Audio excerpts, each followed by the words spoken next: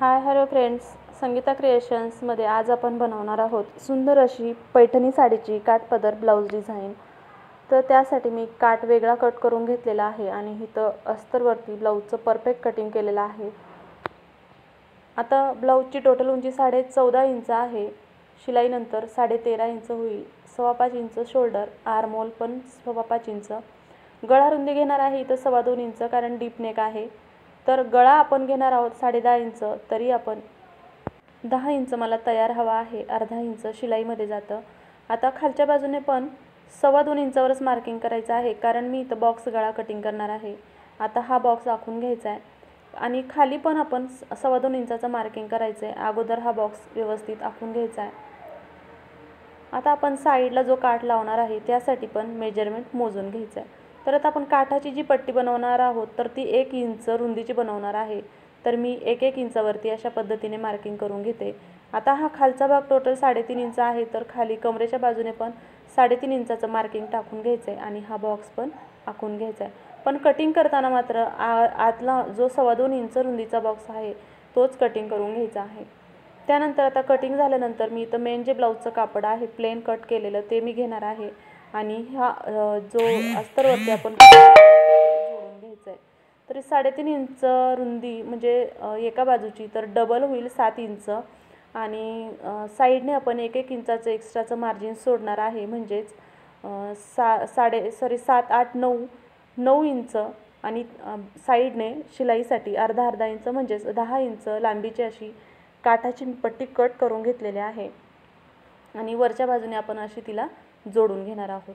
तर चला अगोदर अस्तर मेन ब्लाऊजच्या कापडाला जोडून घेऊया आणि हे जे काठ आहे त्यापासूनही आपण पट्ट्या बनवणार आहोत। तर त्या ज्या सरळ उभ्या पट्ट्या बनवायच्या आहेत त्यासाठीचा हा जो उरलेला काठ आहे त्याचा आपण वापर करणार आहोत। तर या काठाला आपण नंतर गोट बनवून घेणार आहोत, पण त्याआधी आपण हे अस्तर मेन ब्लाऊजला जोडून घ्यायचं आहे। आता अस्तर मी ब्लाऊजचं जे मेन कापड आहे त्याच्या सुईच्या बाजूने ठेवून घेतलेला आहे आणि जो चौकोनी शेप आपण कट केलेला आहे त्याचप्रमाणे इथं तो जो चौकोनी आकार आहे कट केलेला त्यावरतीच मी इथं 1/4 इंच शिलाई मार्जिन सोडून शिलाई मारलेली आहे आणि मधलं जो चौकोनी आकारचं आतलं ब्लाऊजचं कापड आहे ते कट केलं आहे। त्यानंतर हे दोन्ही टोक आहे इथं मी कट देऊन घेतलेलं आहे, जेणेकरून आपण हे कापड जेव्हा पलटू तर ते इझिली पलटलं जाईल। आणि आता हे कापड पलटून घेतल्यानंतरही किनाऱ्यावरती चौकोनी गळ्याच्या किनाऱ्यावरती दाबटीप मारून घ्यायचे आहे। आता दाबटीप मारताना योग्य फिनिशिंगसह दाबटीप मारायचे आहे। ब्लाऊजचं कापड किंवा अस्तरचं कापड कुठे गोळा होणार नाही याची काळजी घ्यायची आहे आणि मग पूर्ण जो चौकोनी गळ्याचा शेप आहे त्याला शिलाई मारून घ्यायची आहे। त्यानंतर साईडचं जे काही ओपन कापड आहे म्हणजेच जे अस्तर आहे आणि जे ब्लाऊजचं कापड आहे त्यालाही चारही बाजूने शिलाई मारून घ्यायची आहे आणि ते लॉक करून घ्यायचं आहे। पूर्ण एक्स्ट्राचं कापड तुम्ही ऑलरेडी कट करून घेतलेलं आहे। आता चारही बाजूने शिलाई मारून झाल्यानंतर ही पट्टी आपण जोडणार आहे। वरच्या बाजूने गोट दिसावा अशा पद्धतीने ठेवणार आहे। तर मी आता ही जी पट्टी आहे त्याला वरच्या बाजूने अगोदर दुमडून घेते। तर अशा पद्धतीने मी जो धाग्याचा भाग होता तो कट करून दुमडून घेतलेला आहे आणि ही पट्टी मी अशा पद्धतीने ब्लाऊजवर ठेवून घेतलेली आहे। आता आपण जो गळ्याचा आकार आहे तिथूनच पुढे शिलाई मारायची आहे। खाली एक्स्ट्राचा भाग तिथे शिलाई मारायची नाही आहे। तुम्ही इथे व्यवस्थित पहा मी शिलाई कशी मारते ती। अशा पद्धतीने जो चौकोनी आकार आहे त्याला शिलाई मारायची आहे आणि एक्स्ट्राचं कापड आहे ते आपण नंतर कट करूया। खालच्या बाजूने पण व्यवस्थित शिलाई मारून घ्यायचं आहे आणि मग आता हे शिलाई मारून झाल्यानंतर साईडचं मी जे एक्स्ट्राचं कापड होतं ते कट केलेलं आहे आणि फक्त अर्धा इंच कापड ठेवलेलं आहे। आता इथं आपण ज्या 2 पट्ट्या बनवणार आहोत त्यासाठी मी 1 इंचाची पट्टी बनवणार आहे, तर दोन्ही बाजूने 1-1 इंचाच्या पट्ट्या बनवणार आहे। तर मी अगोदर एका बाजूने जी पट्टी आहे त्याला व्यवस्थित गोट घालून घेते। त्यासाठी मी जे ब्लाऊजचं रेड कलरचंच कापड आहे तेच घेतलेलं आहे। अंदाजे 1.25 इंच रुंद हे कापड अशा पद्धतीने पूर्ण पट्टी मी कट करून घेतलेली आहे आणि याला आता आपण इथे गोट घालून घेऊया। हे पहा, आता मी अशा पद्धतीने गोट घालून घेत आहे।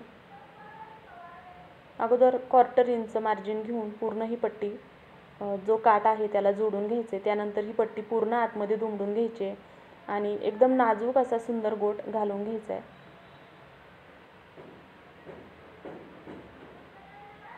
किंवा तुम्ही इथं रेडीमेड गोट पण वापरू शकता, पण आता मला इथं रेड कलरचाच हवा आहे म्हणून मी ही पट्टी अशा पद्धतीने दुमडून घेतलेले आहे। त्यानंतर आपण इथं जेवढं आपल्याला पाहिजे तेवढं घेणार आहे, तर त्यापेक्षा मी अर्धा इंच एक्स्ट्रा घेतलेला आहे आणि हा जो दुसरा भाग आहे तोही अशा पद्धतीने आतमध्ये दुमडून त्यावरतीही कडेने एक दाबटीप मारून घेतलेली आहे। अशा पद्धतीने ही जी पट्टी तयार झालेली आहे अशीच दुसरी पट्टी मी तयार करून घेते। त्यासाठी ग्रीन साईडचं आपण जे कापड घेतलेलं आहे ते आणि त्यावरती आता ही पट्टी ठेवून मी तिला गोट घालून घेते। आता दोन्ही पट्ट्यांना गोट घालून झालेला आहे।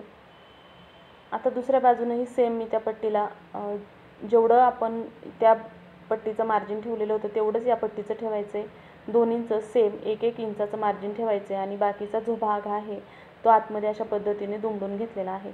दोन्ही पट्ट्या तयार झाल्यानंतर आता या पट्ट्या आपण ब्लाऊजला जोडून घेऊया। त्यासाठी ब्लाऊज अशा पद्धतीने ठेवलं आहे आणि जो गोटचा भाग आहे तो गळ्याच्या बाहेरच्या बाजूने ठेवायचा आहे आणि मग ही पट्टी जोडून घ्यायची आहे। एकदम सरळ जोडून घ्यायची, योग्य फिनिशिंगसह, तिरकी होणार नाही याची काळजी घ्यायची आहे। दुसऱ्या बाजूनेही जो ओपन भाग आहे त्यालाही शिलाई मारून घ्यायची आहे। तुम्ही हवं तर इथं साडीवर मॅचिंग अशी लेस वापरू शकता, पण माझ्या कस्टमरला लेस नको होती त्यामुळे मी फक्त अशी शिलाई मारलेली आहे। तुम्हाला जर हवं असेल तर तुम्ही ग्रीन कलरचा गोट इथे मारू शकता। दुसरी पट्टीही मी अशाच पद्धतीने जोडून घेतलेली आहे। आता आपण रेग्युलर ब्लाऊजला जसा गोट घालतो टक्स मारतो त्याच पद्धतीने टक्स मी इथे मारून घेते। सेंटर पॉईंट काढल्यामध्ये आणि टक्सची उंची 3.5 इंच घेतलेली आहे। तुम्ही तुमच्या ब्लाऊजच्या उंचीनुसार किंवा कस्टमरच्या डिमांडनुसार कमी जास्त करू शकता। आता इथे 14 इंच मापाचं ब्लाऊज आहे म्हणून मी 3.5 इंचाचा टक्स घेतलेला आहे आणि जर डीप नेक असेल तर तुम्ही 3-3.5 इंचापर्यंत घेऊ शकता आणि हाय नेक असेल तर तुम्ही 4 पर्यंत घेऊ शकता। आता रेग्युलर जशी आपण कमरपट्टी जोडतो 1.25 इंच रुंद मी कमरपट्टीचं माप काढलेलं आहे रुंदीला आणि लांबी जेवढी कमरेची लांबी आहे तेवढी घेतलेली आहे। अर्धा इंच खालच्या बाजूने दुमडून घेऊन मग ही पट्टी ब्लाऊजच्या कमरेच्या वरच्या बाजूने ठेवून अशा पद्धतीने जोडून घेतले। त्यानंतर दाबटीप दिलेली आहे आणि ही पट्टी पूर्ण आतमध्ये घेऊन आता ही पूर्ण अशा पद्धतीने पलटून हा जो ब्लाऊजचा भाग आहे तो पट्टीच्या खालच्या बाजूने घ्यायचा आहे आणि मग वरती दाबटीप देऊन घ्यायची आहे। नंतर ही पट्टी आतल्या बाजूने दुमडून घ्यायची आहे आणि त्यावरती 5 नंबरची शिलाई मारून घ्यायची आहे। नंतर आपण हात शिलाई केली की मग ही 5 नंबरची शिलाई आपण इझिली काढून घेऊ शकतो। तर अशा पद्धतीने पूर्ण ब्लाऊजचं कटिंग आणि स्टिचिंग करून झालेलं आहे। तुम्ही हवं तर जो काठ लावलेला आहे चौकोनी त्याच्या बाजूने साडीवर मॅचिंग अशी लेस वगैरे वापरू शकता किंवा नाही लावली तरी असा ब्लाऊज छान दिसतो।